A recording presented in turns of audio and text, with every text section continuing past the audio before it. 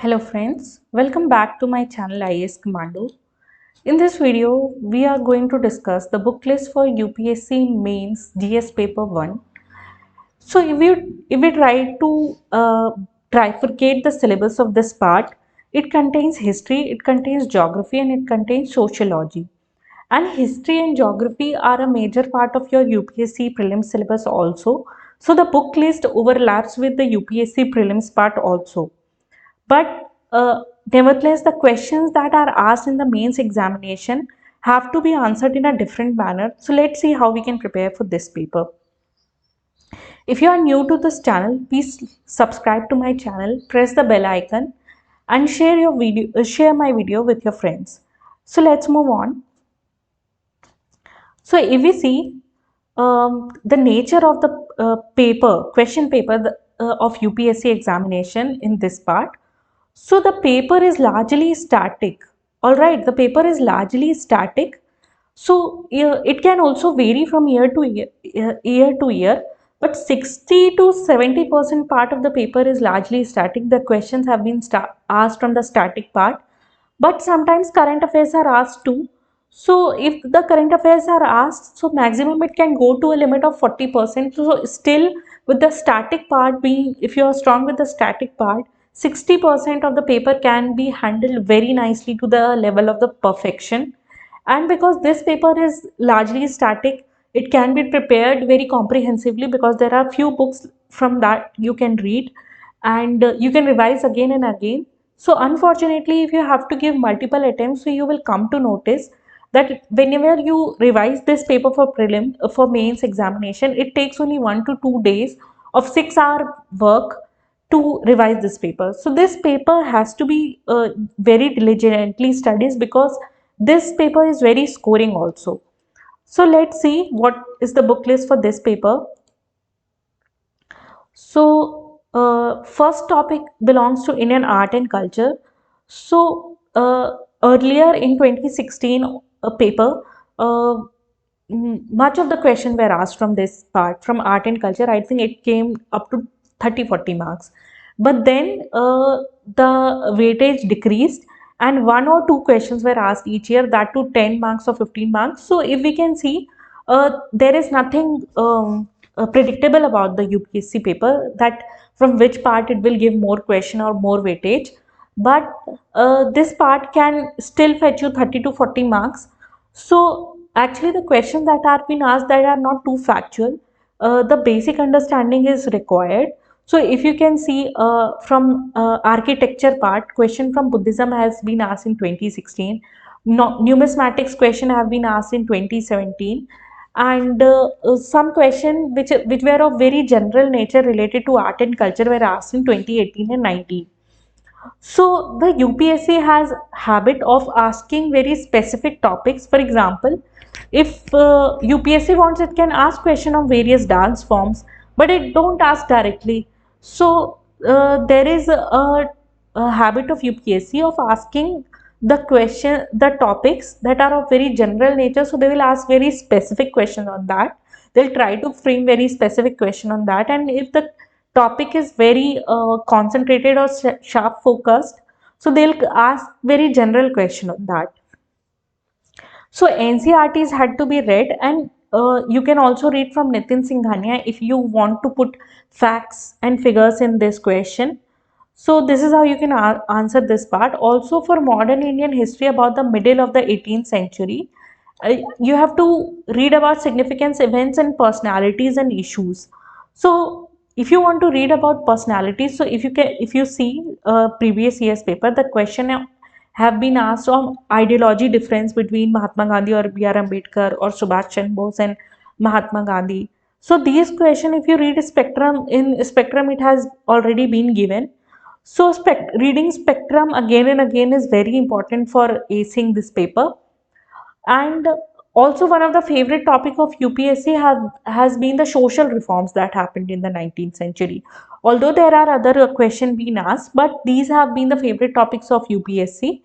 But we don't know what UPSC will ask in the future, so we'll prepare all topics with utmost interest. Okay, we'll not leave any topic. So NCRTs and spectrum also is useful, or constitute a major chunk of your preparation of this part also. What else I would like to share is that if you are if you are reading your history from IGNOU, from the perspective of mains. So if you are someone who writes a lot of subheadings in your answer, or want to make your history answers very multidimensional, so if you glance at uh, IGNOU's sheets, so every topic has been given, there are various subtopics that are given. So you can use those subtopics as subheadings of yours. And so for example, a social reform question have been asked. So uh, you can break your answers into this part, like reforms from within, reforms through legislation, reforms through the system of changes, symbol of change, and reforms through social work. So you can very nicely comprehend your answers if you read from IGNOU in mains. But then there is always time shortage, so it depends on you how much time you have for preparation. All right. So this is how you can answer. So do, if you have time, please do take some glances at IGNOU material. It is very good, and it also helps in developing the understanding in a very crisp format. So this is what you can do extra if you want to build an edge. But then there is always time constraint, and you have to decide whether you have to read this material or not. Let's move on to the next topic: post-independence consolidation and reorganization within the country.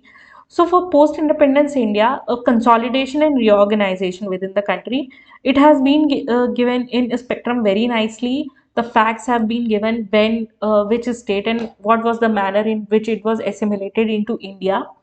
All right. If you have to read about post-independence consolidation and reorganization in a very detailed manner, it has also been given in India since independence. This is a very good book. It lets us know about India from 1947 to at least 2005. The various events that were happening in post-independence India. So if you want to understand what has been happening after independence, you can definitely read this book from the political perspective, also from historical perspective, also, and from the perspective of development, from the perspective of the conflicts that have been happening. So everything is given in this book, but then this book is very voluminous. It is about 600 to 700 pages. But still, if you have some time for leisure reading, you can read from this book. Also, the Vision IS material is also very good in this part, so you can read it from there. So this is all we can do for post-independence India. Don't have to worry much, because less and less questions have been asked, and I don't think so it will ever move to more than 40 if UPSC goes crazy on this topic. So then again, follow Mrunal thoda padho aage badho principle. So let's move on to the next topic: history of the world, that includes events from 18th century such as Industrial Revolution and World War. So the books that are available for this topic is Contemporary World History of NCRT, which is a very good book if you are a beginner and you don't know about the events of the world history.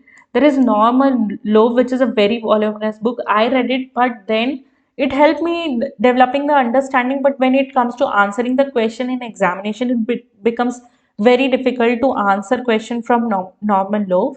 So what we can do is, if you only read this Vision IS World History, which is already 240 to 300 pages, it is more than sufficient for you. So I would recommend students to only read this book for world history, because only one or two questions can be are asked each year, or sometimes the topic is totally out of the paper. So because there are not much topic in world history, and if UPSC become repetitive, then how it can throw surprise to aspirants. So because the biggest aspect of UPSC examination is that it will try to throw surprises for you. It will take a topic, it will analyze it to strength, to the it will analyze it a lot, and then it will ask question. For example, when urbanization question was asked in 2013, a lot of questions were asked on urbanization. So it will take a single topic and it will put too much questions related to that. So if it gives too much question on world history, then again people will read that and they will perfect that. So element of surprise will not be there. So only read this Vision IS world history part and don't read anything else. Revise it 2 3 times and then you are prepared for this part. And let's move on to the next topic. And this what whoever has compiled this world history material has compiled the facts as well as the reasons that are related to this. So it is very comprehensive. I would not recommend anybody to read this or this, though I like reading this book very much. It was very informative from an academic point of view, but for exam to crack you have to read this book only. So let's move on to the next topic. So almost I think the history part is over, and now comes the sociology part. So when we talk about the role of women and women organizations, so there are many issues that are related to the women, and there the SHG part, the self-help group part, the NGO part, the social sector part that are related to organizing the women, that women are missing from the workplace, though still women are getting educated in India and their contribution to the workforce is consistently decreasing. So all these types of questions are asked in examination, and they are not given at one place. The topics are recurring currently, are there in current affairs.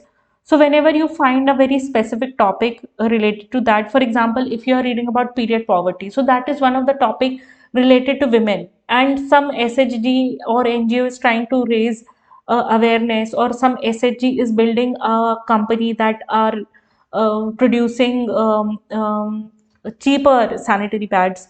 So these are the kind of example that you can write that are belonging to the current affairs.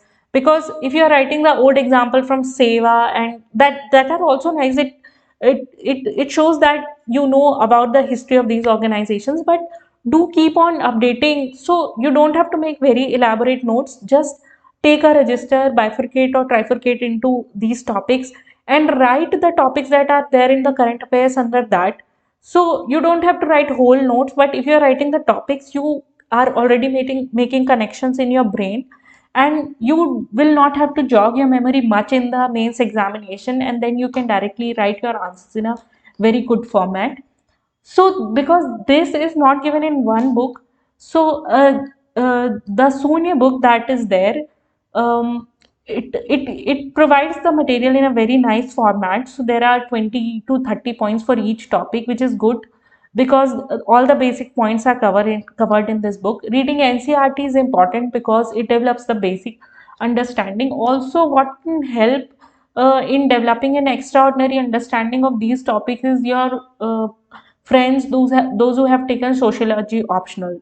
So if they have taken, they know the keywords that are to be written in these papers, and they score a lot in this paper because sociology part has been asked a lot sometimes. For example, in 2018 and 2019 paper, if you see, whatever the part that was related to sociology, to the social issues, to women, to poverty, to urbanizations, so these questions have been asked regularly. And again, people who have taken sociology optional can have developed a good understanding of these people.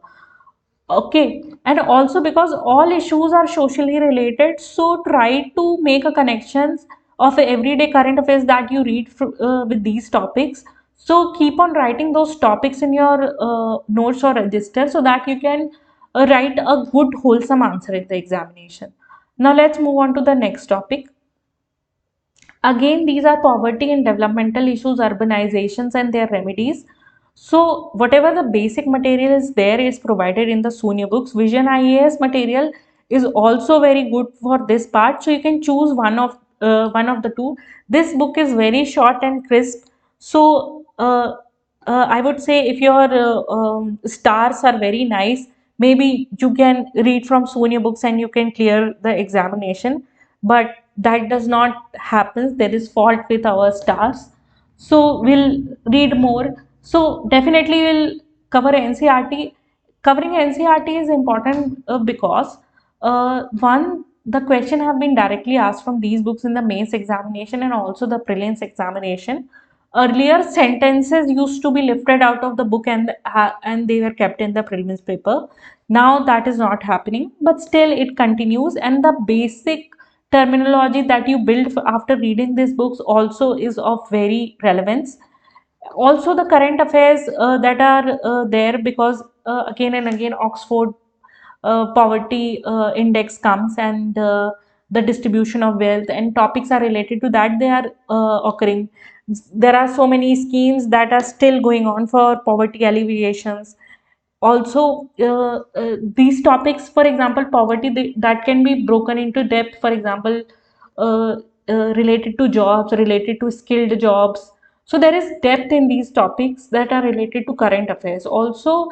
Whenever you are reading these topics, please try to get some sociology friend of yours to explain and discuss these topics to you, so that you can develop a good understanding of these topics. These topics not only help in GS paper 1, they equally help in GS paper 2, because schemes related to the development programs and everything that is there in GS paper 2, you can also answer your essay paper very nicely. And when you develop the understanding of these topics, it also helps in GS paper 3, GS paper 4 also. So this is the book list for this topic.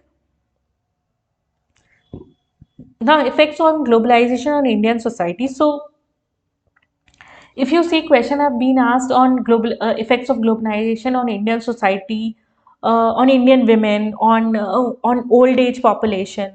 So this is a very general topic, effects of globalization in Indian society. So anybody who would prepare 20 to 25 points, but try to break Indian society into its subsectors. For example, there is caste in Indian society, there is class in Indian society, there are children, there are women, there are men are rural, men are urban, there are families. So globalization effect can be broken in this way.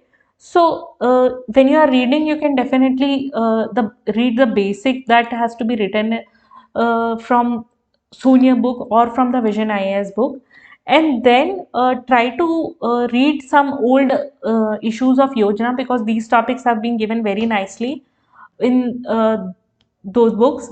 And then again, for globalization, try to get hang of some crisp notes from a sociology aspirant, or read only that part from of a for example I think Triumph IAS uh, sir give very good notes on these topics, so you can read it from there also. If you want to prepare these topics on detail, again I would not read the whole of his notes, I would read only some parts. So this is how you can prepare this topic. And also it is always, these topics have been asked on current affairs, so the hard work of putting topics in one place and relating it to your syllabus of mains is always there, and it can always fetch you marks. So this needs consistent one year preparation. So let's move on to the next topic. Social empowerment topic is also related to social justice. So empowerment is in the sense that it includes the downtrodden section of the society, and each one of them have their own problems and their own solutions, and what are the drawbacks that are there in the solutions. So try to think about these topics if you are not in a sociology optional aspirant. If you want to develop the in-depth understanding, then take one or two BA booklets that that discusses these topics in details. For communalism, regionalism, secularism, these topics are given everywhere. They are given in sociology or history booklets of IGNU, and they discuss them very nicely. They are also present in SUNY IAS book, so you can read it from there also. So let's move on to the next topic. Now again the geography part comes. So the world's physical geography and distribution of key natural resources around the world. So obviously these all topics are present in NCRT also, in GC Leong also, and in any coaching material, be it a Vajiram or Vision IAS or PMF IAS. So any coaching material has compiled this very nicely, and only the difference is there, either some will give in the point format, some will give in the paragraph format, depending upon who has built the material. So everything is present there. So the question that have been asked from these topic is that the question that would be related directly to the earthquake zones, to the volcanic ring of fire, okay, and related to the cyclones. All right. So these kinds of questions are asked in the examination. So you can answer it from any of the books. So reading NCRT is important because the questions are directly lifted from there, and read it nicely because it won't take much time and it will develop the basic understanding if you are not a humanities optional aspirant or you are from the engineering or commerce background. So this will help building your concepts. So now let's move on to the next topic. Factor responsible for primary, secondary and tertiary sectors. So you can industries in various part of the world. So for this topic, develop a basic understanding that what the primary, secondary, tertiary industries are.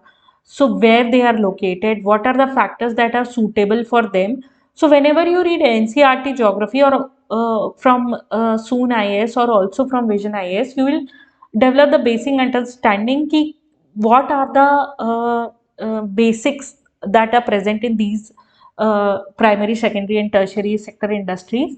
So whenever if a question is asked, for example, about the tea industry and you don't know the specific of the tea industry, write the basic points in that, because you can't go after each and every industry. Okay, you are not some consultancy firm like a Deloitte or something. So whenever you are answering these questions, remember that you can only read so much. So whatever basic information you have, try to put in it in the language of the question, and then your answer is made. So this is how you can tackle. So इसमें यही है कि you can follow the Mronal principle, थोड़ा पढ़ो आगे बढ़ो, because again this is only a single topic and the question that will be asked will not be of 40 marks. It will be of 10 marks, 15 marks. So if you can at least answer to some satisfaction, you can get some of the marks. So don't go for a detailed research on these topics. Study it from, if you want, you can study it from Vision IS. It is given very nicely here. Soon IS basic points are very good, and Brunal has also written some articles on his website, but those are very old. But if you want to read, you can definitely read it from them. Let's move on to the next topic. So again, it comes to the geophysical phenomena such as earthquake, tsunami, volcanic activity, cyclone. Everything has been asked earlier. So one or two questions are asked every year related to this, for related to climatology, oceanology, volcanic activity, cyclone, etc. It is given in basic books, so you don't have to worry कि कहाँ से पढ़ना है. You can read it from any of these books. All right. Please answer these questions very nicely to the perfections. Make diagrams related to geography, because these are the basic questions that needs to be tackled, and we don't have to leave any weakness in these type of questions. All right. So this is how we can tackle the geography part. Again, geographical features and their location is the geography part. So for example, the cryosphere question that has been asked in 2017 UPSC. So very nicely it was given in GC Leong book and also in the Vajiram notes. And it's cryosphere and it's related to how it was related to climate change, it was asked. So you can very technically explain if you have read this topic in GC Leong, for example, it gave its features. What are the features of cryosphere? That it regulates the temperature. The surface is such that its albedo is very less, so it absorbs less light. It reflects the light, so it does not warms the earth. So that way you can explain this answer very nice. You can make diagrams of their location. So this is how you can answer these questions. All right, so you can read it from Vision IS materials is good. Vajiram's materials is also good. These are static topic, and once any coaching material has made notes on these topics, so you can take help from that. All right. Also, Keep reading current affairs. So be consistent with current affairs. Try to relate it with the topics of your syllabus. Write the topics that you see are relevant to the paper in a write each and every topic in a register and list topic below that are occurring as current affairs. So that way you will be able to make connections and you will be able to write very comprehensively in the mains examination. So this is all you can do for the mains preparation. So if you like this video, please press the like button and share it to your friends. Subscribe to my channel and we'll meet in the next video. Till then, all the best to all the UPSC aspirants and prepare and enjoy the preparation. Thank you so much for the discussion.